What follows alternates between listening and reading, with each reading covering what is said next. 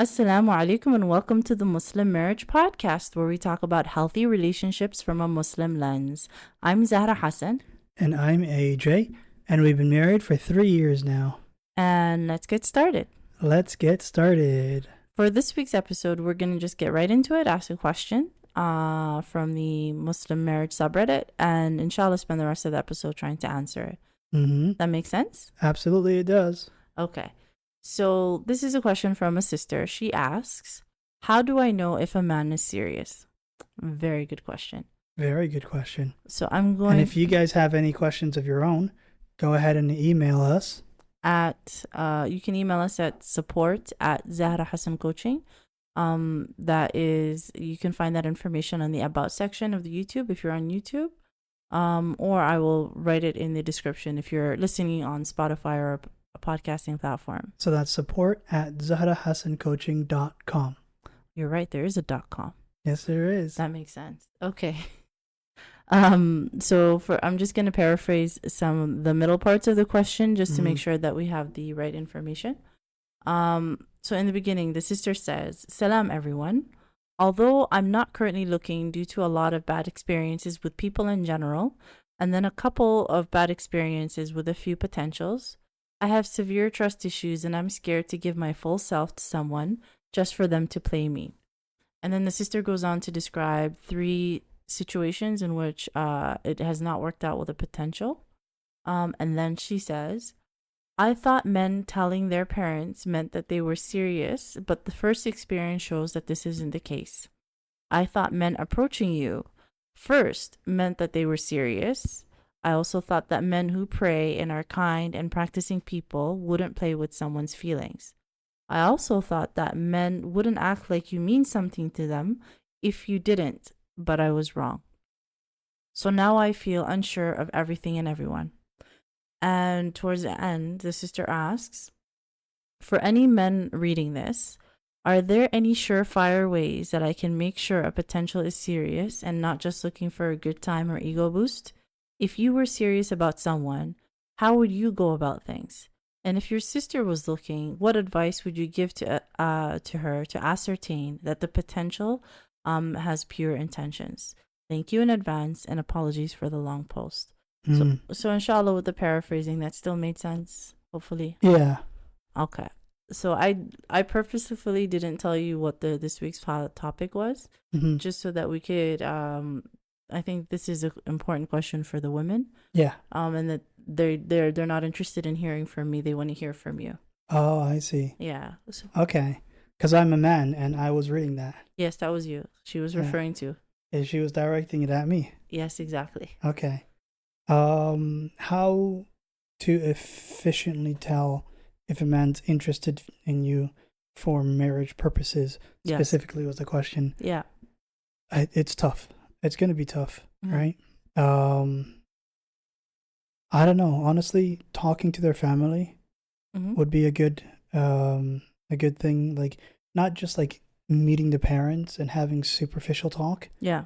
But rather questioning the parents as well, saying, "Hey, you know your child. Is he ready for marriage? Is she? Right? Is she ready? No, because she's talking to you. You're asking me how a woman would know if the man's ready. Oh, so you're saying that she should speak to the other person's family? Yeah. Okay, so she's gonna speak to his family? Yeah. Okay. Yeah. That makes sense. Like that he speaks to her family and she should speak to his family. It's a cross, isn't it? I think for a lot of cultures that might be a little bit taboo. Forget culture. No, forget the culture. If the culture is what's going to be preventing you from figuring out the correct husband, right? If following culture is going to mean you choosing the wrong guy, forget culture. What's culture? What's culture there for, right? Culture is a good reason why a lot of people will end up going to hellfire, because they're going to say, my forefathers followed this religion. Yeah. Right? Yeah. So forget culture if it's for your own benefit. Okay, so let me paraphrase. I think what she wants to know, right? Just like from the angle in which she's coming from. She's saying, how would you go about things? So that if you were serious about somebody, and I know by default you'd be serious about anyone that you're pursuing, but as an individual, you're serious about someone. You're looking at this person, saying, "Okay, this is someone that I want for my wife." Yeah. How do you go about things when you're serious? I wouldn't play any games, you know? Mm-hmm. Like, I wouldn't try to get in their pants. I would pursue marriage. Okay, I see what you're saying. I think what you're trying to say is that I think the reason why this question is hard for you is like, especially for anyone who's been listening to the podcast from day one, is that whenever you pursue a woman, it's because you're serious about her.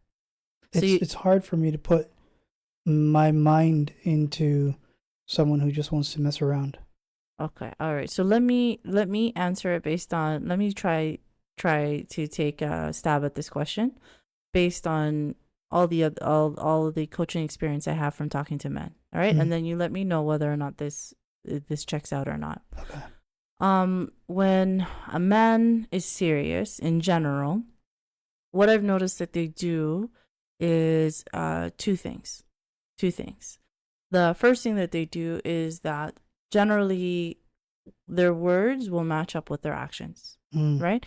So the things that they're telling you, so if he's telling you, I'm serious about marriage, and then the next step is, I would like to speak to your family, that's an action. And then he follows through and actually does speak to your family. Because in this question specifically, she speaks about how one of the potentials, he spoke to his family. He spoke to his family. He told his mother, which is something that a lot of women come across when they're confused. They're saying, I met his family, I talked to his family.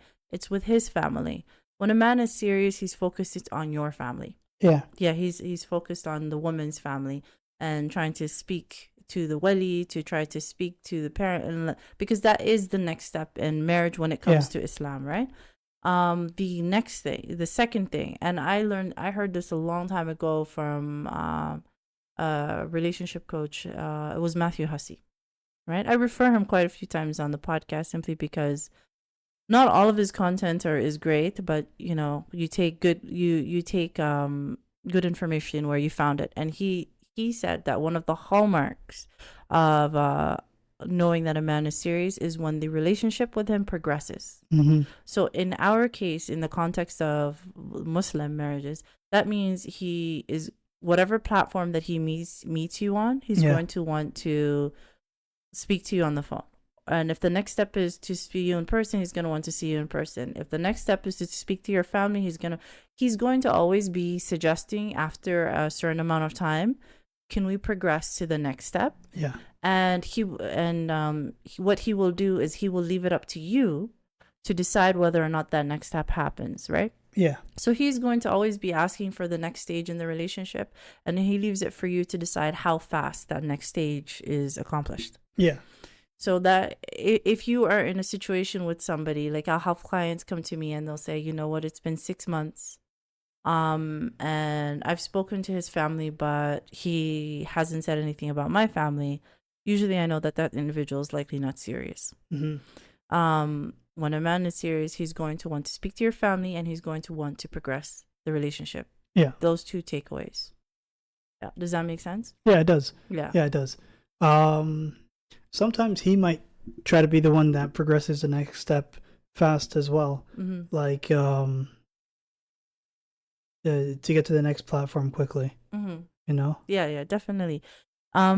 Here specifically, she brought up a couple of scenarios that I think are important. Sometimes people get confused. We addressed the first one, where she said, if he speaks to his family, her first experience was somebody who spoke to his family, and it turned out he wasn't serious. Yeah, like we explained, that really doesn't indicate much. It's more important if he speaks to your family.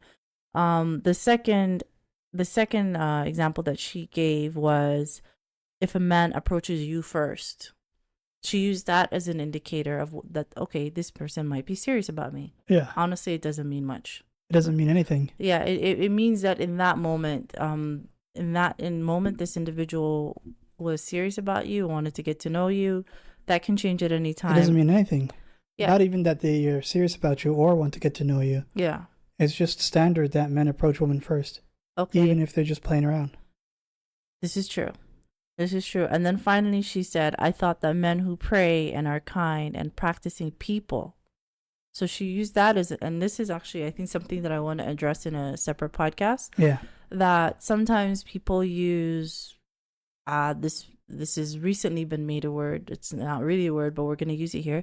Sometimes people use an individual's religiosity. Yes, religiosity as an indicator that they will treat me well. Right? So because this person is outwardly religious, then I'm going to be safe with them. Yeah. It's the same fallacy that people have with policemen. Okay. And their wives. Mm-hmm. You would think that a policeman, someone who upholds the law. Yeah. But you know about that stereotype about policemen and their wives. Yeah, yeah. There's always bad apples. Yeah. Right? And what actually I was discussing this before with another individual, but outward religiosity, in my opinion, doing what I do in this field of helping people find spouses is actually a red flag. Oh yeah? It's actually a red flag, because the way our religion works is our religion is a way of life. It's something that you do, right? It's something that you do. It's not really something that you are. Does that make sense? It's not like a costume that you can wear.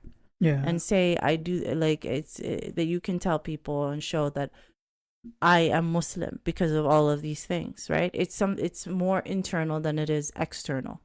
Yeah, I get what you're saying, because even a hypocrite could be doing all these actions, right? Yeah. But where I would have to disagree with you in this case is that I wouldn't see it as a red flag for someone to be to appear very religious, right?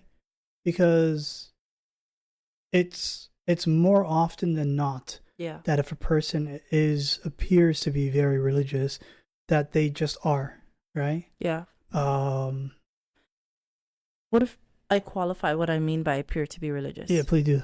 Okay, when I don't mean I mean when somebody's making effort to know. So for example, on the dating apps they'll ask you for your level of practicing. So some these individuals will choose very practicing. Yeah. In their bio when they're describing, when they're talking about themselves, they'll speak about specific madhab that they follow, or scholars. And sometimes they'll even say, if you follow such scholar or such madhab, I'm not even sure what the terminology is. Then you swipe left. Don't feel free to swipe left. Right. So it's a focus, right? It's a focus. Whereas the people who I've found are generally more sincere is that they're not speaking about how religious they are. They're showing you how religious they are, right? So that it will, by so for example, in their pictures, their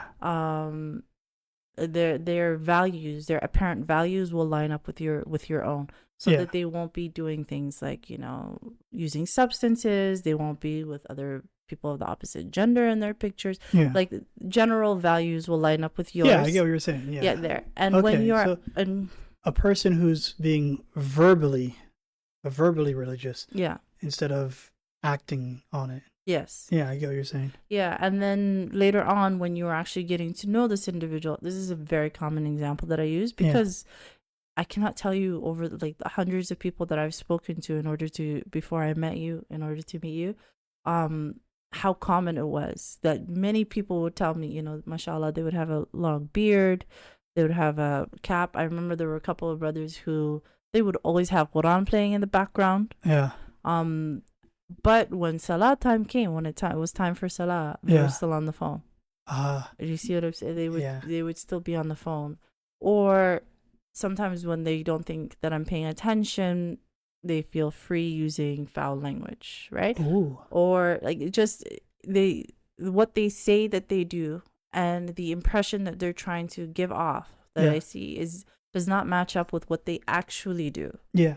Right. So it's a subtle difference. Yeah. But I think it makes a big difference. Yeah. Because the people who are genuinely practicing and understand their religion and have an iman and have a close connection with Allah subhanahu wa ta'ala generally don't write very practicing, because we don't think that we're good enough. Does that make sense? Yeah. So there is a humbleness that comes with iman. Yeah. Right, where we understand how much left we have to learn. Yeah. And how small we are in our religion, in the grand scheme of things. Yeah. So we write practicing.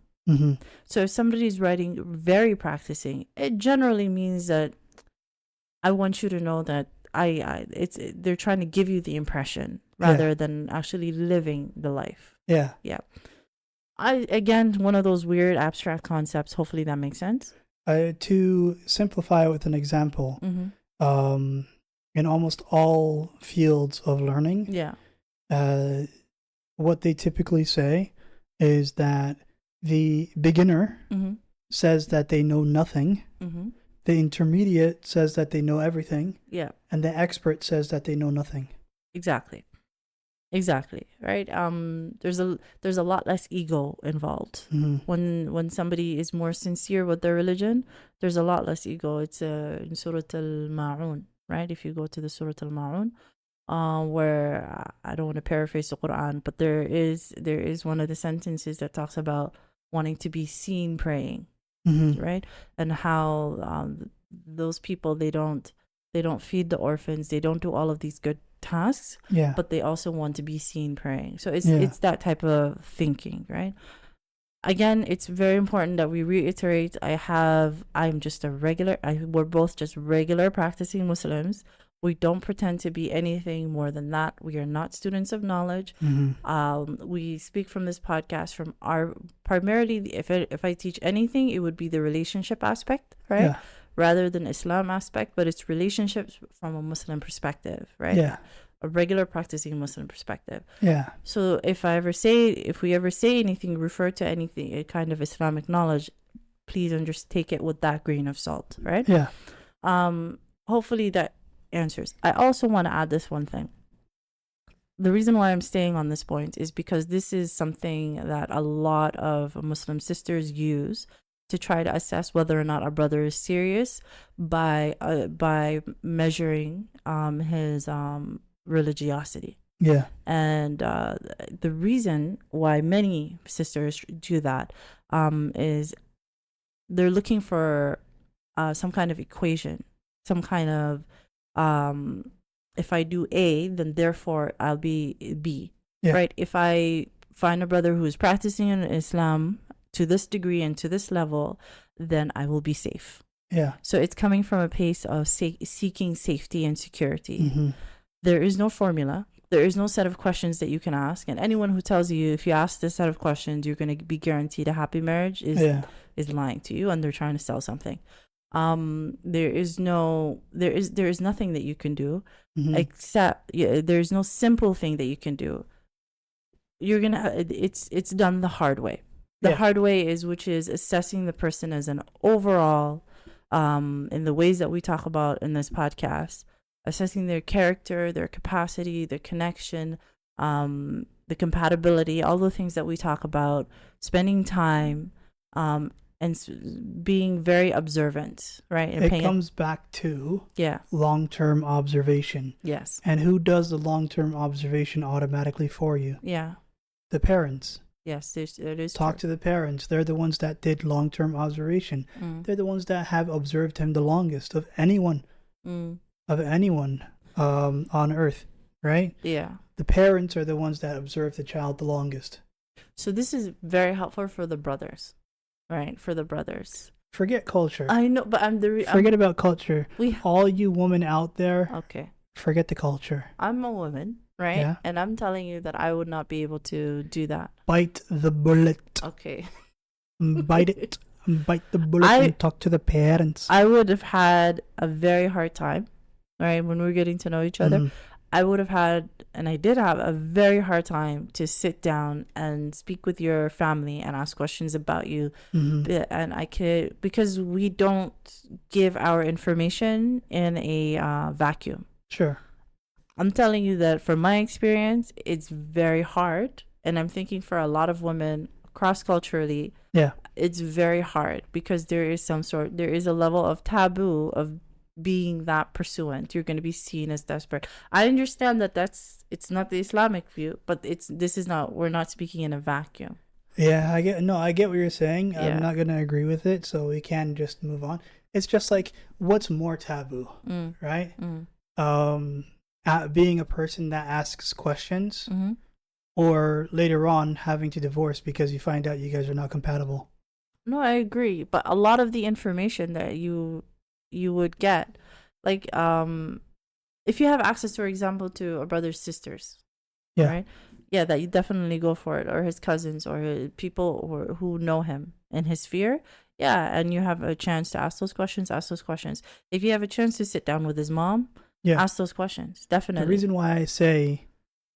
why I say talk to the parents is because faith is like a sine wave. It goes up and down. And each individual person has a different magnitude to their sine wave. So the duration that you're observing this person, they still might be on their magnitude where they're still up, right? And you perhaps haven't seen them at their down. Yeah. But the parents know of the up and the down because they've seen it fluctuating multiple times so far in their life. That's why when I say what are the 4 things that a person should pay attention to, religion is not one of those 4 that I say, right? I speak about character. Yeah. Because regardless of where you are in terms of your iman, who you are tends to, like who you are internally, your sense of integrity, your internal limits of what you will do and what you will not do. Yeah. These tend to be pretty stationary, right? Okay. These tend to be pretty static, and this is one of the reasons why good manners is so emphasized in our religion, because character is everything. If a person has a good a person can develop good iman, but good character is really hard to change because I have a question about that. Okay. So would it work if you see how they would treat waiters? Yeah. Yeah, this is one indicator. Like cashiers. Yeah. Right. Order takers, waiters, waitresses. Yeah. You know? Would that be a good measure?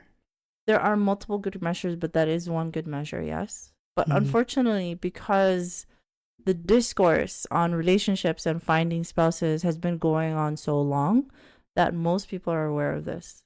So that even if somebody doesn't have good character in this respect, that they will be careful to be kind to wait staff around you, simply because they know that that is something that you're paying attention to. Yeah, that makes sense, actually. So instead, what I like, there's when people work with me one-on-one, or even when they come to my webinars, we go through this in a lot more detail. Yeah. But briefly, everything comes really down to observation. I tell you what to look out for. Yeah. But most of the information you're looking for about an individual's character is going to just come from paying attention and watching. Yeah. Number one, and it's important to say, does this person do what they said that they would do? So for instance, if they said that they're going to contact you at a specific time, do they contact you at that specific time? If they say that they're going to reach out to your family, do they reach out to your family? Even small things. Do they keep their promises? Exactly. Yeah. Are those two things congruent? Are you able to fabricate a promise? Like, are you able to give them like $10 and then say, "Hey, can you give this back to me at the end of the week?" And see if they remember. I don't recommend doing tests. I think I would do that, right? Oh, okay. I would give $10 to the person, and I would say, "Can you hold on to this to me and give it back to me at the end of the week?" Yeah. And if you have to ask them, you have to remind them about the $10, then they probably weren't thinking about you. So unrelated, I still owe you $10. I see. Ah, yes. I see what you've done there. Okay, all right. It's just random information. Yeah, you can do things like that, but I generally don't recommend it. It's enough just to pay attention. You will be able to get the information that you need. Another way is, instead of waitstaff, pay attention to how a person treats you when they're around their family. Right? Are they still attentive to you and your needs, right? Yeah. Are they how they treat you around their family gives you a lot of information. If you're a woman and you're talking to a man, how does he treat the female members of his family? Yeah. How does he talk about them? If the person is previously married, and you're asking them about their previous relationships, how do they talk about their exes? Yeah. These are some of the things that will give you an indication about a person's character. Yeah. Is how do they deal with the people who are already in their lives, right? That's a good place to start. So, to sum up and to answer this wonderful young lady her question, in general, there is no formula. There is no quick formula. There is no one answer, short answer. Yeah. Where if you just do A, you will walk into a happy, healthy marriage, right? That doesn't exist. It's exactly what you said. It's going to come from long-term observation. Yeah. Right? Where you are paying attention to the person's character. You are paying attention to their capacity to be able to build happy, healthy marriage. We've talked about this before in detail. To the connection that you have between the two of you, and finally to the overall compatibility. When you're asking about a person's religion, it's within the context of compatibility. Like, are your values, do they line up with their values? So, for example, if you are looking for somebody, if you are relatively practicing, you pray your 5 times a day, you fast your Ramadan, and you're looking for somebody who shares those values. You see what I'm saying? So it's within the context of compatibility. But there is no magic bullet that will land you a safe marriage. Yes. Inshallah. Hopefully that answers that question. Inshallah. Okay, so advice time for the men. Okay. No, it's not. It's not the one about the shovel this time. Okay. Okay. All right. We're not gonna pick up our shovels today, men. Long-term observation. Yeah. You just stalk her. Okay, goodness. Yeah. Yeah. You just stalk her. Just watch her from a distance, you know? And if she gets the feeling that somebody is watching her from a distance and she starts going to the police station, run away. Okay. You're not going to be able to make it in time. I have a feeling one of these days, I keep having this flashback of me sitting in a courtroom explaining to Your Honor, he was joking. He was joking. Like, one of these episodes is going to be played back. I was not joking, Your Honor. Okay. Goodness. I wasn't joking. All right. I'm just going to be quiet before it gets worse.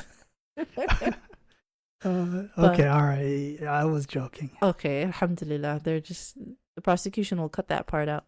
Prosecution, if they cut that part out, I'll cut them. Okay. Your Honor, that was also a joke.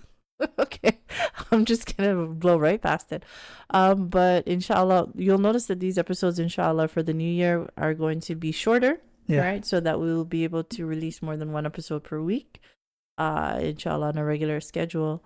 Is there anything we're missing? No, we're not missing anything right now. Okay. If I think of something, I'll let you know. Yes. Okay, so we want to say, if you've listened up to this point, Jazaa K'Allah Khayr, we really appreciate you. If you haven't subscribed to the podcast already, please subscribe. It really makes a huge difference for us. If you are a gentleman, and you've made it this far, please let the ladies know in the comments. It would be very helpful for them. What is it that you do that when you are serious about an individual, that they can look out for? Right? Hopefully that question makes sense. Yeah, that way within our community, inshallah, I feel like there's information missing between the two genders. We don't really talk to each other. So we can use this, hopefully, a platform as a place to share information. So if you're a gentleman and you can answer this young lady's question, she asked, what would you tell your sister to look out for when a man is serious? And if what I said was correct, please let me know. If what I said was different, please let me know. I know one of the answers that at least one of the men would give. Okay. Is he would tell her his real name. You know what? In 2025, that is solid advice. It's 2020-25 Is that to you. Okay? Yeah. So Jazaa K'Allah Khayr, thank you so much for listening this far. If you are a young woman and you are tired of the dating apps and would prefer some guidance, I have created a webinar for you that is up to now free of charge. In Shaa Allah, there will be a fee attached to this soon. We'll discuss that next time, but for now it's free of charge. You will find a link in our YouTube about section, or if you're on a podcast, there's a direct link in the description. That should be everything. Thank you so much for listening. Jazaa K'Allah Khayr, and we'll see you next time. Assalamu alaikum. Wa alaikum assalam.